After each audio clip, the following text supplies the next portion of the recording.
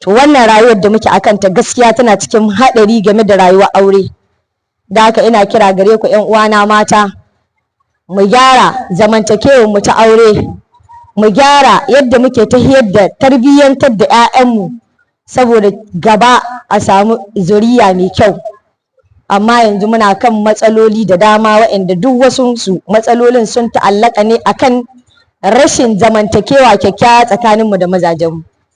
Yadda kike yi ma mai gidanki a tsakar yara, ko shi yadda yake maki a tsakar yara, to shi yake kawo illoli ga su nan da yawansu waɗanda babu daɗi ga kallon su ko sauraron su.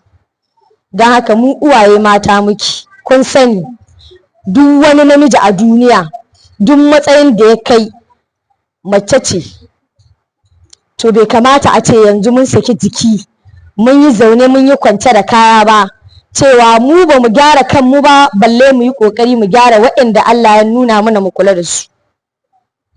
Da haka mu yi iya ƙoƙarinmu na nema ko kuma neman gyara ko ƙoƙarin gyarawa.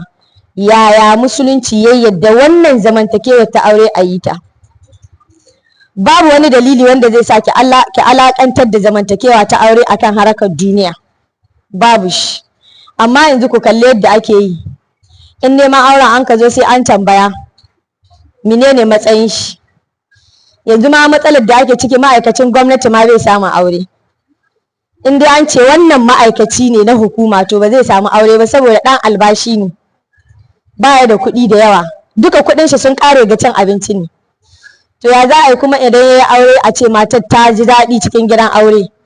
Abin da yanzu muke ta ƙoƙarin mu samu jin daɗin wanda ya wuce kima ne ake nema a gidan aure, shi yasa duk abubuwa sun ka taɓarɓare mana.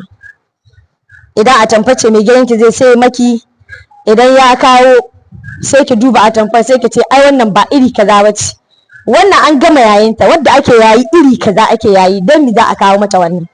Ƙarshe in ba a yi sa'a ba ko ta bar mashi kayan shi ko kuma ta aje ba za ta ɗaura ba. Yayin da an yi can zamanin baya, iyayenmu da kakanninmu ko ba a yi musu ɗinkin sallah ba matsala ba ce, ba matsala ba ce.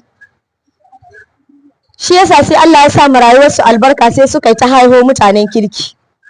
Mu kuma yanzu ku kalli halayyar da rayuwarmu take ciki cikin haɗari, da mu wallahi da 'ya'yan nan duk cikin haɗari muke. Ga 'ya'yanmu nan duk ki kalla da kyau ki gani, duk sanadiyar sakaci ba na kowa ba na uwa mace.